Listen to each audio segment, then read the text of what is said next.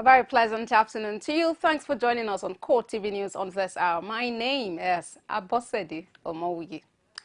As part of efforts to eradicate Boko Haram insurgency in Nigeria, the federal government is working on a comprehensive national security communications framework to complement the military onslaught against Boko Haram insurgents. Minister of Information and Culture Lai Mohammed told senior officials of the ministry that the government is keen on ensuring that Nigerians have better security awareness. Kazim Kasali has the rest of the story. It's a meeting called to work out details of a new security communication network. Not surprising, military officers and officials of the Information Ministry are in attendance. Speaking to the gathering, the minister was emphatic that a comprehensive document It's a meeting called to work out details of a new security communication network. Not surprising, military officers and officials of the Information Ministry are in attendance. Speaking to the gathering, the minister was emphatic that a comprehensive document to guide information dissemination at this time was necessary. He challenged stakeholders in both the media and security services to come up with suggestions to aid the production of a national security communications document which will aid Nigerians in attaining a higher level of security awareness. The military may be doing its best, but it cannot win the war alone. No insurgency has ever been won only by military prowess. Apart from that, it is important to sensitize Nigerians on IEDs, that is improvised explosive devices, how to recognize one and what to do if they find such. Nigerians must also be made aware of the new tactics of the insurgents. For Michael Mary, Director General of the National Orientation Agency, the forum will come up with an efficient and comprehensive document. Well, this will be a consolidation of strategies to reawaken what has been done and to reinforce what needs to be done. So I think it's a step in the right direction, and it further shows to Nigerians the seriousness of government in its effort to fighting insurgency and criminal tendencies across our land, irrespective of where it is manifesting, whether it is Borno, or Boko Haram in the northeast, or IPOD in the southeast, and any other such elements that could disrupt or create instability. The military authorities, for their part, are seeking a robust synergy with the people to back what the troops are doing at the front lines. You see, the situation has always been very positive. We are working hard, and there has been a series of coordination from between the land and the air forces, and so far so good. We need the cooperation of all, to ensure that this fight is done positively in our favor, and I believe it will soon be the thing of the past. As you are aware, insurgency is something which is unconventional anyway, and the military alone cannot be seen, to have been fighting alone. The support of the whole citizens is required in this direction, and I believe the citizens have been very cooperative and have been very understanding with this, and they are equally been appreciative of what we are doing. Before the meeting adjourned, a committee was constituted to come up with a framework that will help in creating a high level of security awareness, as well as aid the security services in achieving the task of ending insurgency in the country. Kazim Kasali, CoreTV News, Abuja. The U.S. Embassy has distanced itself from an online message warning American citizens of an impending attack on them in Abuja. The U.S. Counselor for Public Affairs in Nigeria, Victoria Sloan, refuted this on behalf of the embassy in Kaduna. She urged Americans living in the country not to panic because the message did not emanate from the U.S. Embassy. And moving from there, the Court of Appeal has unanimously upheld the election of Senate Minority Leader Godswill Akpabio as the duly elected representative of Akwa Ibom Northwest Senatorial District. In a judgment delivered by Justice Moshood Oredola, the three-man panel dismissed the appeal filed by Inibehe Okori for lack of merit. Justice Oredola said Senator Akpabio met the constitutional requirement of being sponsored by the People's Democratic Party for the election. Our judiciary correspondent Basil Okafor now reports. This is the second time the court is affirming that a Senate minority leader was duly elected to represent his senatorial district. The challenger, Inibehe Okori, approached the Court of Appeal having not been satisfied with the decision of the Election Tribunal, which had earlier affirmed Akpabio's victory. The online media was awash with the story that Senator Akpabio had lost his seat at the National Assembly. But the appeal court, in its judgment delivered by Justice Moshood Oredola, affirmed Akpabio's victory in the election. I'm grateful and I'm happy, not only for my clients, but also for this country and for the judiciary. You see, because like I told the court, late last night and early this morning, there was news all over the place that a particular site on the social media, I don't want to mention, you all know, already said that this judgment has been delivered against us. That Senator Godswill Akpabio has been told to vacate office. And we were wondering, where did this come from? When we argued this appeal, the court said the judgment was to take place. They even in his own case, they even reserved the judgment.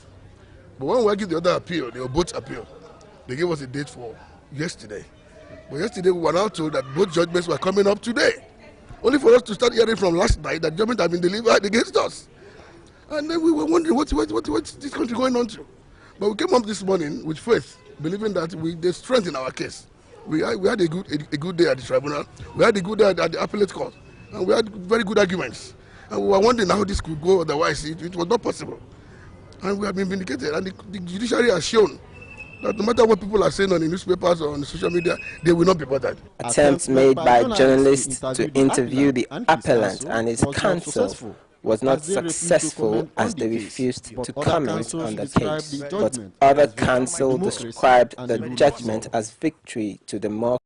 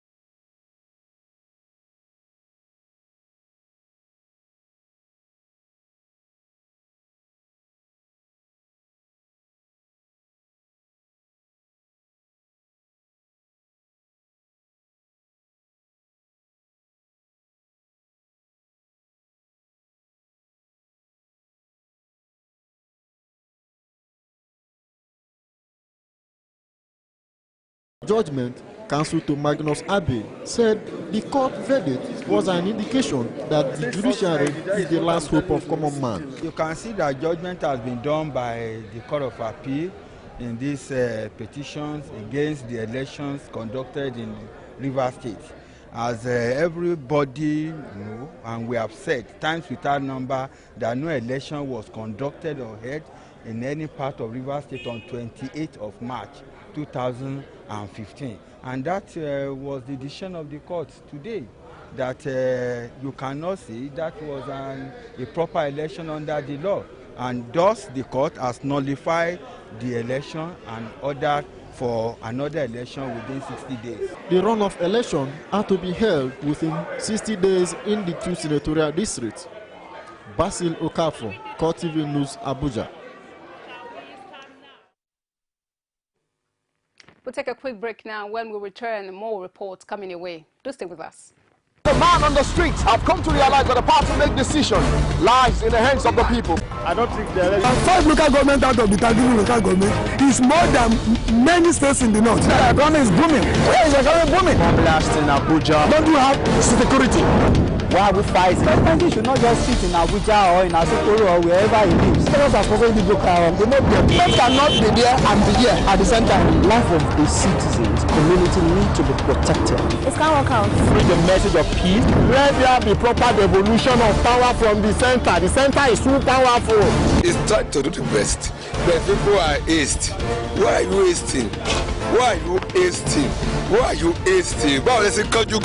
The people giving voice to the voiceless. News and all the stories on our social media platforms.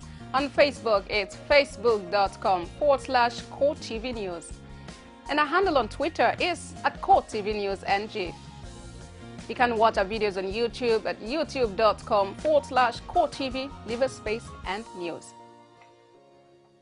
Now, Justice Lateef Lawal Akakpo of Lagos High Court, Ikeja, ordered that a substituted service be effected on the engineers that supervise the collapsed guest house belonging to the Synagogue Church of All Nations.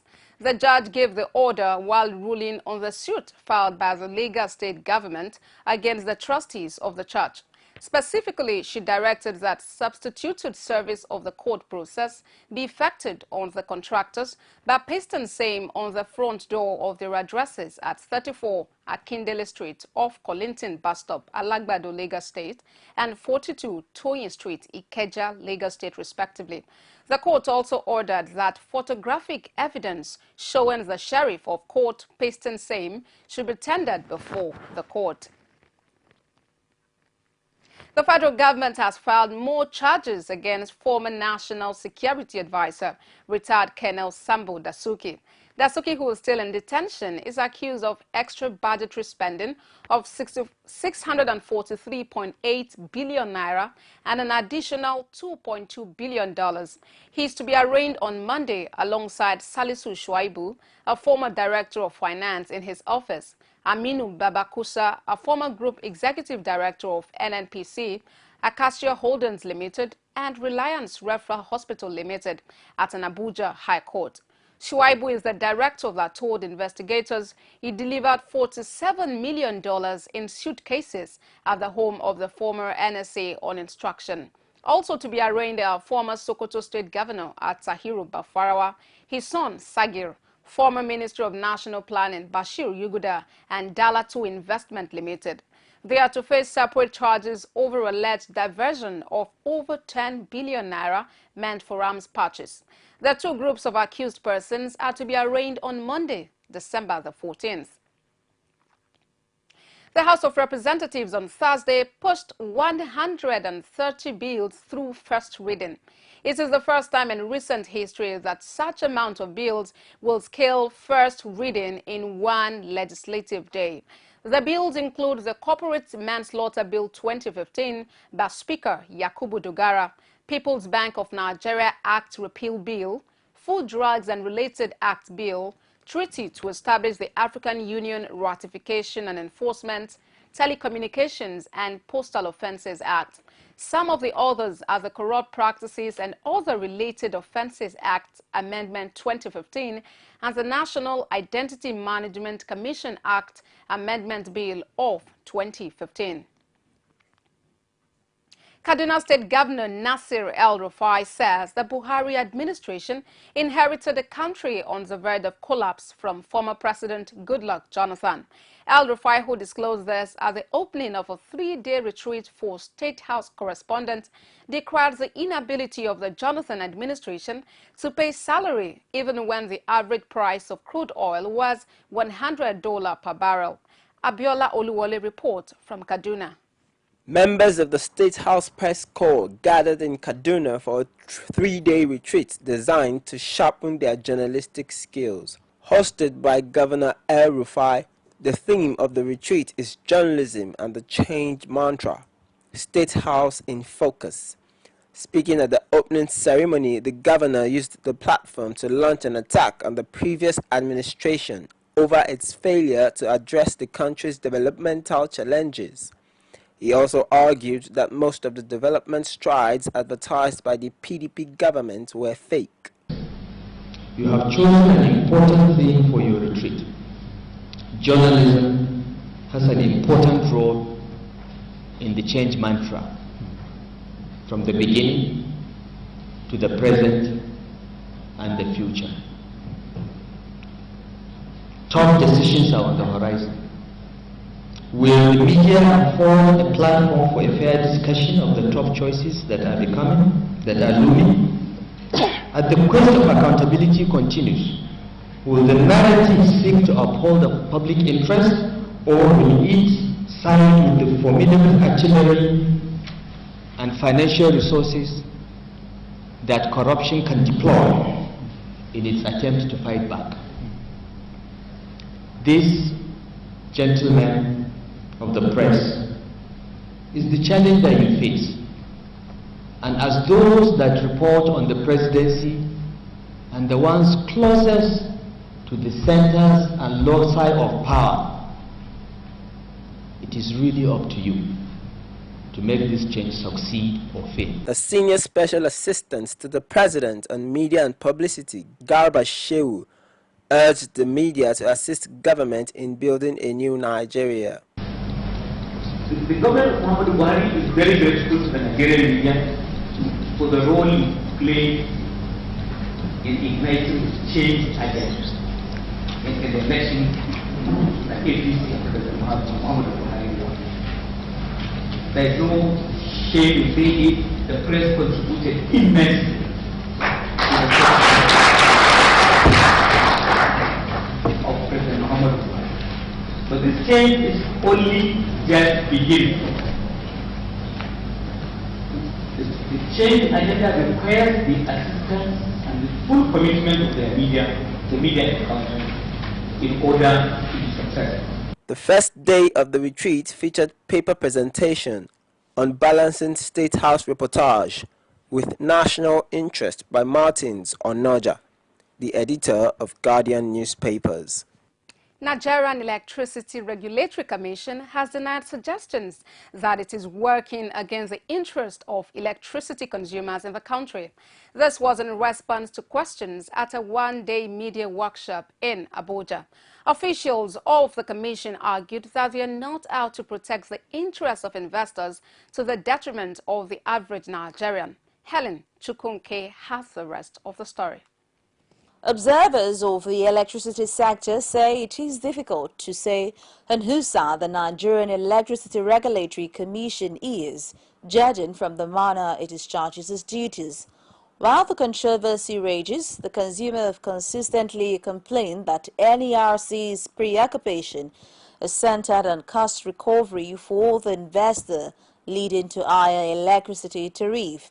Ruling out its end-of-the-year scorecard, the Commission insists that it has tried to protect the investor without ignoring the interest of the consumer. No matter how pro-consumer you are, if a regulator drives on that wagon furiously and doesn't care about what happens to the operator, then it's not a regulator, he's a consumer rights activist. So if you're a consumer rights activist and you become a regulator, then you switch that cap and wear a cap of a regulator. Then when you finish, you can. If I live here shortly and I enter into my terrain, my view quite different from the views I hold here, because I am not a regulator. My job is to be vehemently pro-consumer, and I wouldn't care what happens to operator. If I'm also an operator, chief executive of a company that's doing a power supply, my job is to make all the arguments why our balance sheet should balance. But if I'm here as a regulator, my job is to think about the balance sheet and think about the consumer balance sheet. NERC complained that though the consumer lacks understanding of the processes of tariff increase, it has always followed due process, even as it argued against the call for effective collection of existing tariff rather than tariff increase. There is need for us to block leakage, for the industry to block leakages, but for as long as you don't have enough electricity to go around, the issue of right price will always be there until you get enough and you know where you are coming from and you know where we are. Some 10-15 years ago, we talked about 1,900 megawatts. Today, we're talking about 4,000 megawatts. As we have more electricity, the tendencies are that the tariff will likely come down. People talk about tariff now because it's still very high, or let me say, the tendency is for the tariff to go up. But you will come to a time when the tendency will be for the tariff to come down. Officials of the Commission also do not see anything wrong with individuals and communities procuring transformers and other electricity infrastructure, provided that NERC is notified and the proper written documents are secured. While the controversy rages and NERC tries to lobby the consumer, it has all the time noted that right pricing is the only way to improve power, while it defers its mandate of ensuring power on demand to the future. The Nigerian Extractive Industries Transparency Initiative has advised the federal government to take concrete steps to know the volume of transactions in the solid mineral sector. This, it says, will go a long way in ensuring that the nation gets better value for its exploration activities. NATI's acting executive secretary, Orji Ogbonnaya Orji, gave this piece of advice on the sidelines of an anti-corruption seminar in Abuja. He added that the fact that the nation has mineral deposits such as gold is not backed by any evidence, as nothing shows what is being generated from the mining activities. He was represented by the acting director of information of the agency, Obi Onora. Now, Nigeria has moved up the investment chart in Africa with a $573.6 billion investment portfolio. This is over $200 billion more than South Africa, with $350.3 billion. These figures were released at an event held in Abuja to explore investment opportunities in Africa. That's it on CoreTV News on this hour. Thank you very much for being a part of it. Do join us in our subsequent bulletins for more reports. I am Abosede Omowiye. Enjoy your weekend.